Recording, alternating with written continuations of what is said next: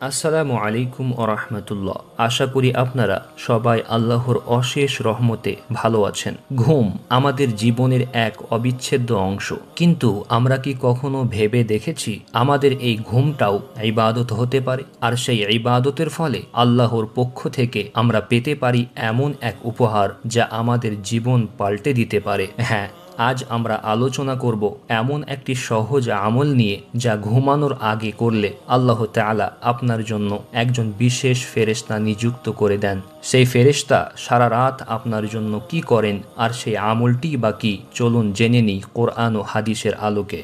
সম্মানিত দর্শক, সেই বরকতময় আমলটি হলো পবিত্র হয়ে বিছানায় যাওয়া, অর্থাৎ উজু করে ঘুমাতে যাওয়া। শুনে হয়তো অবাক হচ্ছেন, এত সহজ আমল, কিন্তু এর ফজিলত বা মর্যাদা কত বিশাল তা হাদিস থেকে শুনলে আপনি চমকে যাবেন। রাসূল সাল্লাল্লাহু আলাইহি ওয়াসাল্লাম বলেছেন, যে ব্যক্তি পবিত্র অবস্থায় অর্থাৎ উজু করে রাত যাপন করে তার শিওরে একজন ফেরেশতা রাত যাপন করে। সে ব্যক্তি যখনই ঘুম থেকে জাগ্রত হয় কিংবা ঘুমের ভেতরে নড়াচড়া করে, তখন সে ফেরেশতা বলতে থাকেন, হে আল্লাহ, আপনি অমুক বান্দাকে ক্ষমা করে দিন, কেননা সে পবিত্র অবস্থায় রাত যাপন করেছে। চিন্তা করুন, আমরা যখন গভীর ঘুমে থাকি তখনও একজন সম্মানিত ফেরেশতা আল্লাহর দরবারে আমাদের নাম ধরে ক্ষমা চাইতে থাকেন। আমাদের ছোট বড় পাপের জন্য এর চেয়ে বড় সুযোগ আর কি হতে পারে। অজু করে ঘুমানোর পাশাপাশি আরো দুটি গুরুত্বপূর্ণ আমল আছে, যা করলে আল্লাহ তাআলা আপনার জন্য পাহারাদার ফেরেশতা নিযুক্ত করেন। কোরআনের সবচেয়ে শ্রেষ্ঠ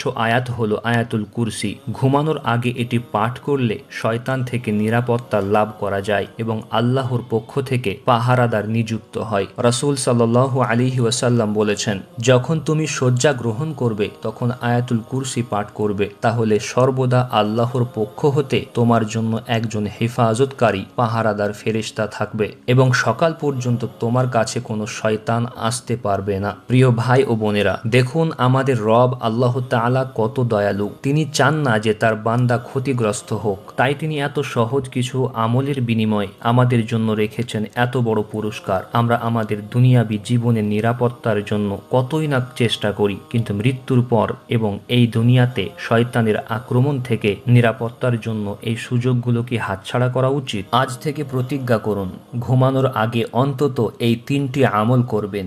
1. উজু করে বিছানায় যাওয়া। 2. আয়াতুল কুরসি পাঠ করা। 3.